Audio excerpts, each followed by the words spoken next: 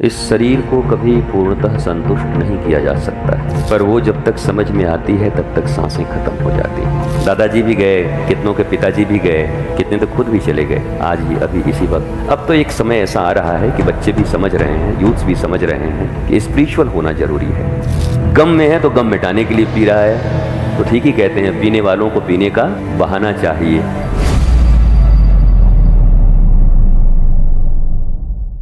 ये मिलने के बाद भी वही दुख, वही शोक, क्योंकि लाइफ की जो बेसिक नीड्स हैं वो है आत्मज्ञान।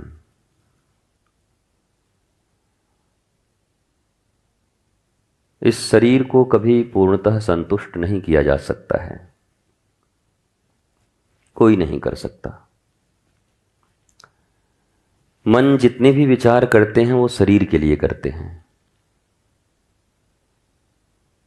जिन्होंने मन के ऊपर की विद्या अपने शास्त्र, संत, सत्संग और अपनी साधना से पाई है, वास्तव में आनंदित वही हुए हैं।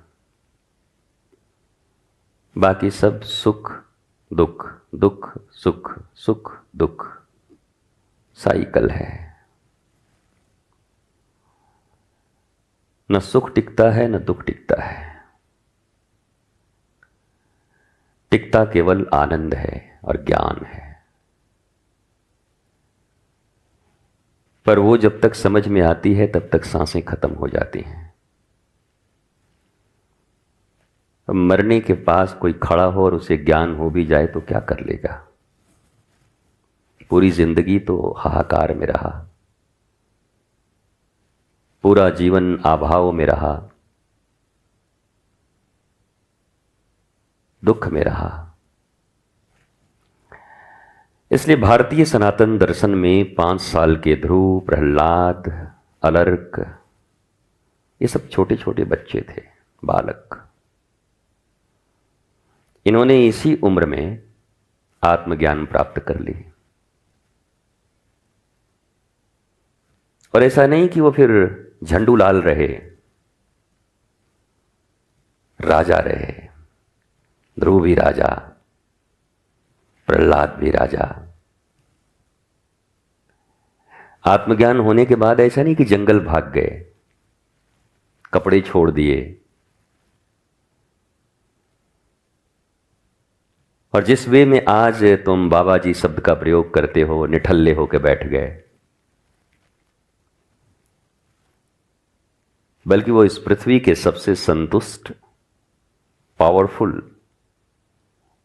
और ब्लिसफुल पर्सनालिटी हुए। आज की युवा पीढ़ी को, बच्चों को कहो कि ध्रुव प्रहलाद बनना है तो ऐसे नाक मुंह करते हैं, ध्रुव प्रहलाद।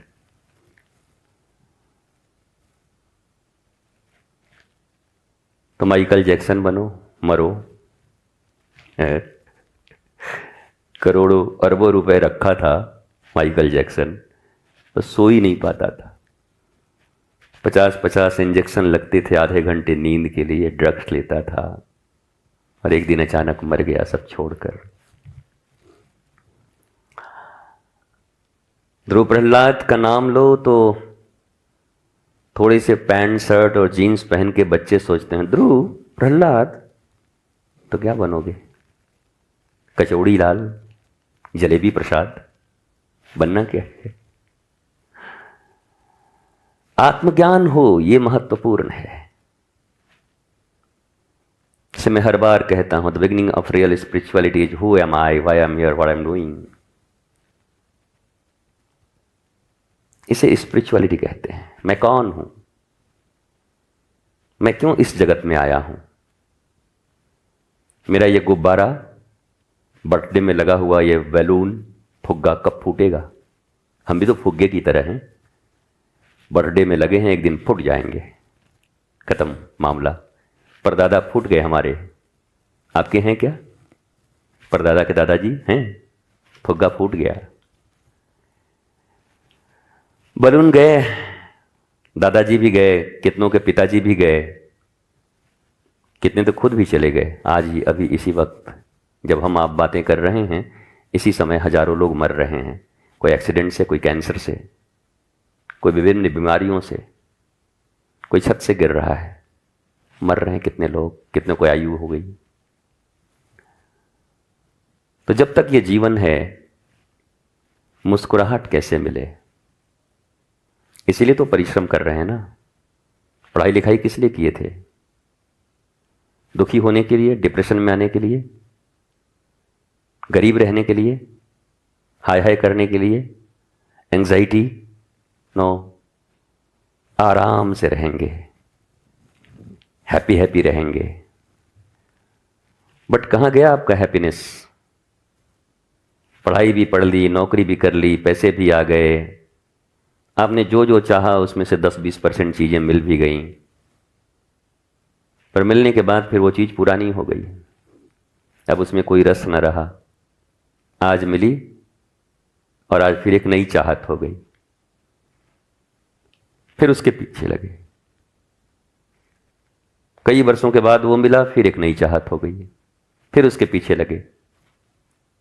फिर कई वर्षों के बाद वो मिला, फिर एक नई चाहत हो गई, फिर उसके पीछे लगे। तब तक यमराज पीछे से पकड़ के ले गया। तुम पीछे भागते रहे, यमराज तुमको पकड़ के ले गया, काम खत्म तुम्हारा। बचपन में हम लोग खेल खेलते थे, छोटे छोटे बच्चे, तो 4 बजे स्कूल से वापस आते थे, 4 से 5:30 तक खेलने का समय मिलता था, संध्या होने से पहले तक। बाहर मोहल्ले में एक साथ सब बच्चे जुड़ते, कोई क्रिकेट, कोई ये मारो पीटो उछलो कूदो, यही सब करते थे बच्चे पहले। वीडियो गेम और टीवी तो था नहीं कि बैठ के उसी में ऐसे ऐसे।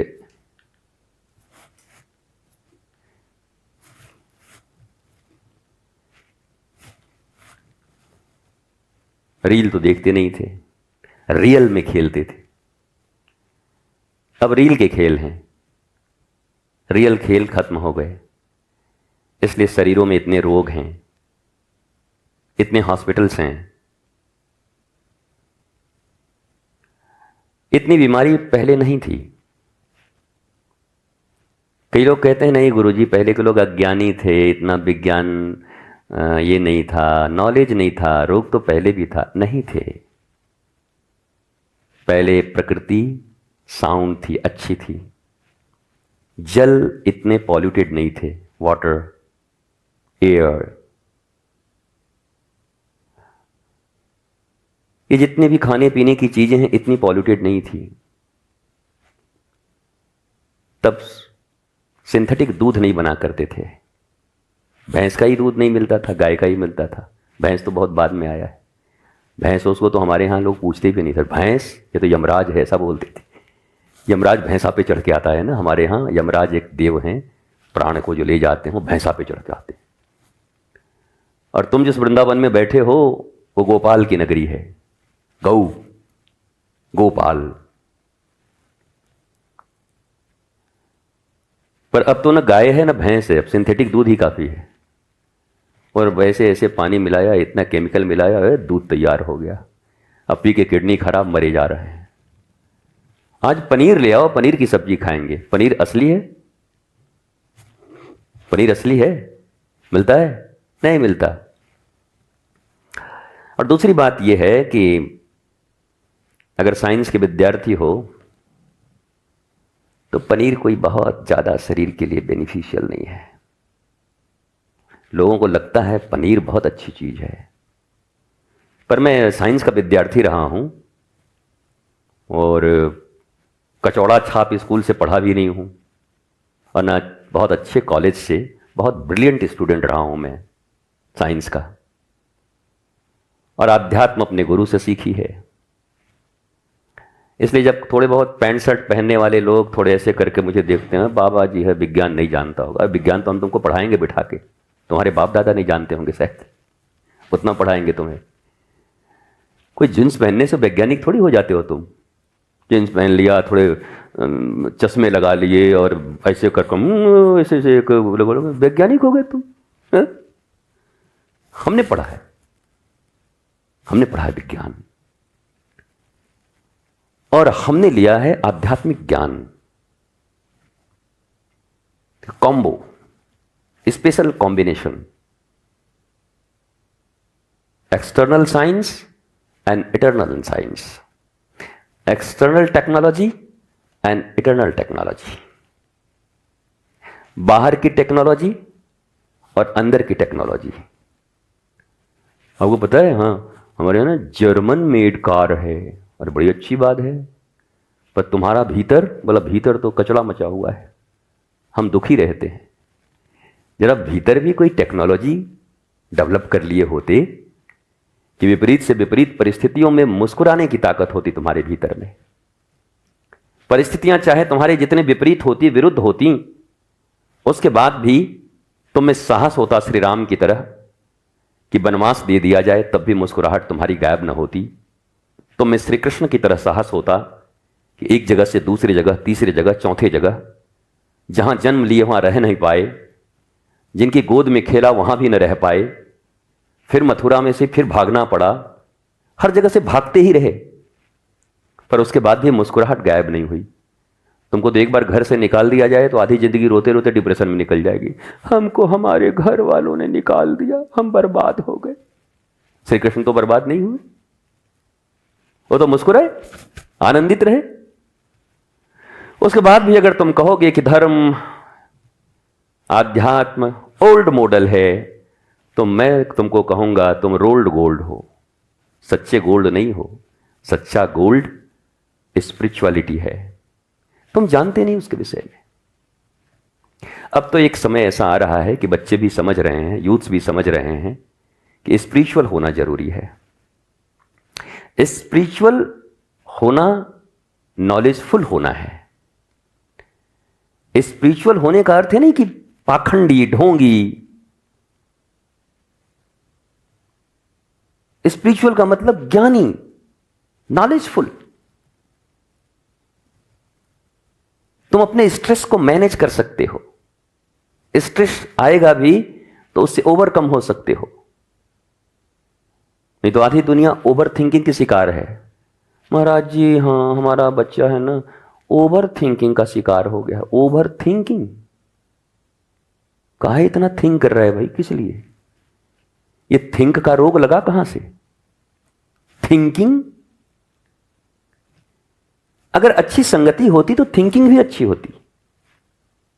जैसा करेंगे संग वैसा चढ़ेगा रंग, और जीवन का वैसा ही होगा ढंग। और छान के पीते रहें भंग, तब तो फिर मामला खत्म है। भांग पिए, गांजा पिए, शराब पिए, उसके बाद कहें हम ओवर थिंकिंग में हैं। एक से पूछा, भाई तू इतना शराब क्यों पी रहा है आज? बोला आज मैं बहुत खुश हूं, आज तो चलेगा 2 बोतल। 5 दिन के बाद रो रहा था, बोला अब क्यों पी रहा है? बोला आज बहुत गम में है, गम मिटाने के लिए पी रहे हैं। तो तू कब नहीं पिएगा? खुशी है तो एंजॉय करने के लिए, सेलिब्रेट करने के लिए पी रहा है, गम में है तो गम मिटाने के लिए पी रहा है। तो ठीक ही कहते हैं, पीने वालों को पीने का बहाना चाहिए। वैसे ही दुनिया में जिन्हें ज्ञान और भक्ति प्राप्त करनी है वो कुछ नहीं सोचते, सुखी रहें दुखी रहें, पर अपने भक्ति और ज्ञान को छोड़ते नहीं, अपने पथ पर आगे बढ़ते रहते हैं और एक दिन आनंदित होकर के इस दुनिया में सबको अपने जैसा बना लेते हैं। ये है बेस्ट थिंग, इसी को स्पिरिचुअलिटी कहते हैं। बाकी स्पिरिचुअल, आध्यात्मिक, धार्मिक गतिविधियों से मेरा कोई बहुत ज़्यादा मतलब नहीं होता।